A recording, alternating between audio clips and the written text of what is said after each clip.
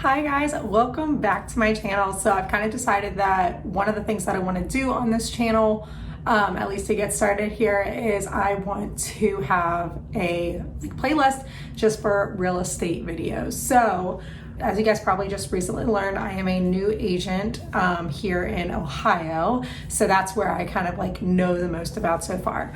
But I thought it'd be really interesting to kind of give people a rundown on what to expect if they are looking to get their real estate license. So if you're looking to become a realtor, some of the things that you should just kind of plan ahead for as far as the process getting started. Because I think one of the biggest misconceptions is what it is like to be a realtor, because we just see on HGTV what people are doing on there, and it's just kind of is that real? Is that how it actually goes? I could do another video on stuff like that. But for this video in particular, I just want to kind of give you guys the rundown on what to do if you're planning to be a real estate agent. So typically, first of all, you need to think about preparation, which is kind of what I'm trying to encompass in this video. What I kind of mean by that is, are you currently working? Are you currently in school? And what is the path that you want to take? So for me, I graduated in 2019 with my bachelor's in political science, a minor in marketing from the University of Cincinnati. And I began working actually as a technical recruiter. So I was basically a headhunter for engineering jobs, IT jobs. They were pretty high paying positions. And it was a blessing in disguise for me when I was let go when COVID hit, because I realized that I didn't love what I was doing. I liked the people I worked with a lot, and there were parts of it that I enjoyed, but day to day, I was like, this is not what I want to do for the rest of my life. And I think that it was also without going into a lot of detail, it's just my personality was not thriving in that atmosphere. So I moved back in with my parents, and I've been told for the longest time, you need to be a real estate agent, you need to be in sales, but I hate sales because I hated the idea of selling something to someone who doesn't want it. And so when people started telling me about real estate, and I know a few agents, I was like, okay, wait, this is something that I think I would actually really, really enjoy. And you got to enjoy what you're doing. So to me, that was important. So I went ahead and I started basically with no information. I was like, I'm going into real estate. I've got this time. I have this downtime. I'm living with my parents. I'm going to do it now. So I signed up for classes and I just started with that. And I remember everyone was asking me all these questions well, what are you planning on doing? What are you planning on doing exactly? And when are you going to get into it? And what's this and what's that? And I'm like, all I'm doing is taking the classes. I know nothing about real estate. And I don't want to pretend that I do. At the time, I was just 100% I'm taking classes. That's all I can tell you. I did not know all the details, and I actually learned a lot of it from the classes, how to answer some of those questions that people were asking. But then there's also, you have to understand, there's taking the classes and excelling in that, and then there's also the real life experience of it, which is what I'm just now starting. So I am not the most informed, which is, I thought I'm talking really fast. I thought it would be kind of fun to kind of bring people along the way on my journey here. So I'm going to I have written down here a couple of things that you need to look into if you're planning to become a real estate agent. So off the bat, wherever you're located, so if you're located in Ohio, it's going to be a similar experience to me, but some states have different requirements as far as education. So roughly, when you want to go into real estate, what you're going to do is you're going to take classes, real estate classes at a university, or there are other schools like Hondros College of Real Estate and stuff like that. Multiple places will offer these classes, and you need these classes in order to become, not only to become licensed, but in order to take the exam and in order to join a brokerage. It's all a prerequisite. So what you're going to do is you're going to look up your state requirements for real estate. So for me, I had to take, it was 4 classes. I should know this. I forget the exact names of them all. It was real estate professional, real estate in Ohio. There's a finance class. There's a practices class. So you kind of have to take them all, but they can be done in one semester, which is kind of how I did it. So because COVID happened, I took mine online, but you should probably think about if you would want to do them online or in person. There's obviously benefits to both. I think I would have enjoyed in person a lot and kind of been able to get more questions answered rather than doing it where I felt like I was on my own in a lot of cases, but it was still very doable. It was very doable, and you can do it too if you set your mind to it. It's something that can be done. It was pretty time consuming and busy. I mean, it wasn't easy by any means, but it's gonna be harder if you don't put that time into it. So look into that, select the school that you wanna go to. Definitely think about the pricing, which is another detail I'm gonna get in later, because all of these things add up, and to become a real estate agent, it's very, very like front heavy as far as cost. So expect to put out some money. And this is why a lot of people will suggest that you should, like, I'm working a part-time job right now, but a full-time or part-time, some type of steady income, because you may not start making money in real estate for a few months or even longer. So after you select the school and you start doing your classes, what you're gonna do is you're gonna complete those classes. You need to pass them all and whatnot. And then what's gonna happen is you're gonna be starting to look forward to the exam. So like I said, your individual state will tell you kind of like the steps that you want to take, and the order you want to take them. I believe at this point, I had started reaching out to brokerages and kind of like doing my research on them, because I was like, okay, I know I'm going to live in Cincinnati area, and at the time I wasn't, so I wanted to get kind of ahead of it and just start talking to them.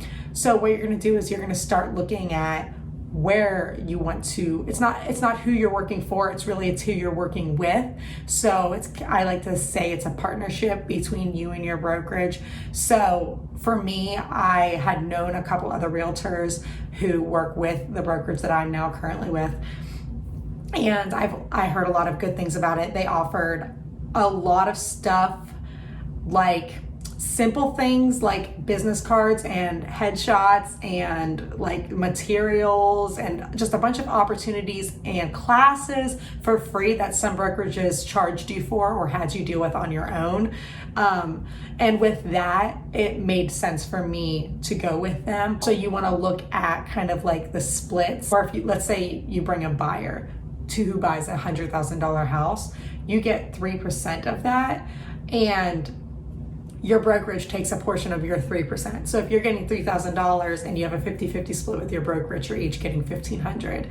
Or if it's a 60-40 and you're gonna get a little bit more, 70-30, you're gonna get a little bit more. So that's something that you might wanna consider. So you're gonna wanna pick a brokerage and then apply for your exam. So the exam consists of two parts. There's a state portion and a national portion. Words.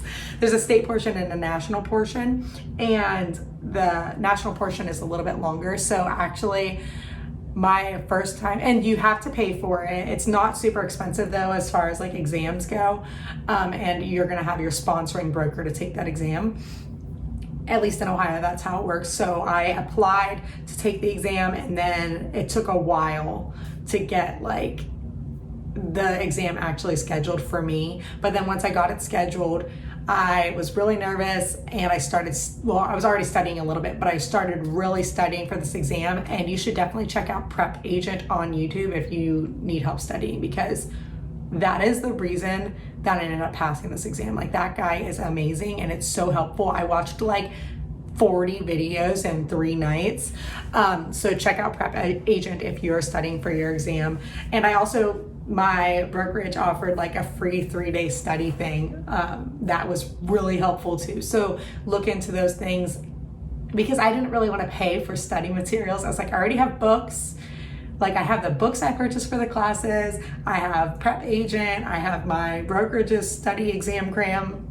And I was trying to avoid paying, and I think I ended up paying to take a practice test, and that's it. But you might pay for some stuff. You could do that as well. It's up to you, but I didn't want to. And then don't get disheartened if you don't pass it right away. So most people don't pass it on the first try, and some people don't pass it on the second or the third or the fourth try. But the one benefit is, once you pass a portion of the exam, you no longer have to retake that. It might expire after like a year or something, but for me, for example, I actually passed the national side and missed the state by a couple points. And I was so mad at myself, because I was like, I completely forgot to overlook my notes on the state portion. If I had just looked at them, I would have been fine, but I was so stressed about the national side that I hardly did. So anyway, I missed the state portion and I was like, oh, this sucks because I'm gonna have to pay it. And then I paid for that portion again to apply to retake it. And I think I ended up going back like 3 weeks later to retake the state portion, and I passed it. And so I moved on from there, and it was exciting. And I was like, got to communicate with my manager at my brokerage and be like, I passed it, it's good. And then I was moving back to Cincinnati at that point. So it kind of time-wise worked out anyway, because I couldn't really get started here when I wasn't living here yet. So you're gonna go ahead and study hard for your exam. You're gonna pass your exam. And then you're gonna be like, oh, I'm a real estate agent, because you have a license, and that's gonna be sent to your brokerage as well, where they'll hold it. And then you start realizing like, oh wait, there's a lot more, because you have to pay all these dues for your like MLS, your multiple listing service, so that you can view homes that are on the market and such. And there's local real estate professional organizations that you're going to end up joining, and there's so many things. There's just so many little things. You're going to have lock boxes so that you can show homes or like list homes, and those run like $100 a piece. So definitely be prepared for that. And so that's kind of where I'm moving into the next thing is you're going to start paying those dues. You're going to start working. So this is where it may vary between the brokerage you're at. So for me, some of the things that I've been doing, and I could do another video on kind of like a day in the life of what I'm doing currently as a new real estate agent. I've only been doing this for like a month. If you guys are into that, put a comment below and I will definitely talk about it.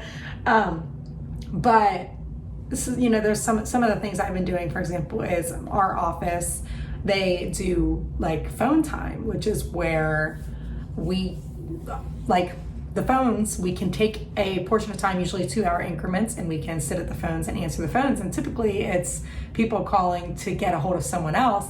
But in the case that it is someone looking to buy or sell, we get to be their agent. And so that's kind of, people kind of assume that once you're an agent, it's just gonna be like, oh, all my family and their friends, they're gonna wanna work with me. And that's just not the case. And you have to learn that it's okay that maybe your best friend doesn't choose to use you as a realtor, and understand that they have their own reasons for that, and try not to take it personally, because you're not gonna last if you take that too personally. Like, it's just not gonna work for you, because you have to learn to take those no's. You just gotta, it sucks, but it is what it is. You have to be able to take that in this business. And so that's where it gets difficult, especially like in my situation. I'm not actually from the area I'm working in. So I'm trying to learn more about like geographically the location, the area, the cities, the towns, whatnot. And also that means my sphere of influence as far as people that I actually know here is very, very slim. So who can I lean on? And so that's where you may learn a little bit about like referrals, where if from my hometown, if someone wants to buy or sell a home and they reach out to me, I can refer agents to them, or refer them to an agent per se. And then if they close on a deal and whatnot, I will actually get a portion of that. And so that's something that you can also consider. You're working on a website, which is like how much is your brokerage going to help you with your website. A lot of them do have their own websites where you'll have your own URL off of that. And I'm so happy that they offer that. It's so awesome to have. And really, you'll start to learn that this is truly your business, and you got to market it. They may help you a little bit, but you need to market yourself as an agent. And once you get going, the trick is that it will snowball a little bit, but building that trust and having people trust you and being very, very honest and working hard at what you do is going to get you there. So you're going to start paying those dues and everything. You're going to start actually working. Maybe you'll be lucky, and there's a lot of new agents that I've kind of come into our company with who have children or mothers or sisters, brothers, cousins who are buying and selling and use them. I haven't had that yet, but you know, that could be something that totally helps you, which would be amazing if you can get it off right off the bat doing that, because there's so much to learn outside of what you're going to learn in those classes. I mean, contracts,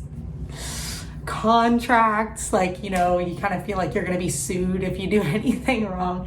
So there's just a lot into it. And so going back to what I said earlier with like expenses, just be prepared. It's very front heavy with expenses. You're gonna also probably pay for a specific car insurance since you're using it for business, or you're gonna have, like I said, all of those dues and the lock boxes. And if you wanna dress a certain way, you're gonna be buying clothes, and are you gonna have another job? Or, you know, there's just so many different things that are gonna be involved in it. So, and then you're still not done with classes, because yearly you're going to have post-licensing. So hey, you've been licensed and now you have more classes that you kind of have to take in order to remain a real estate agent or realtor. And that includes like your ethics courses and other just post-licensing courses that are going to keep you up to date with current matters regarding real estate.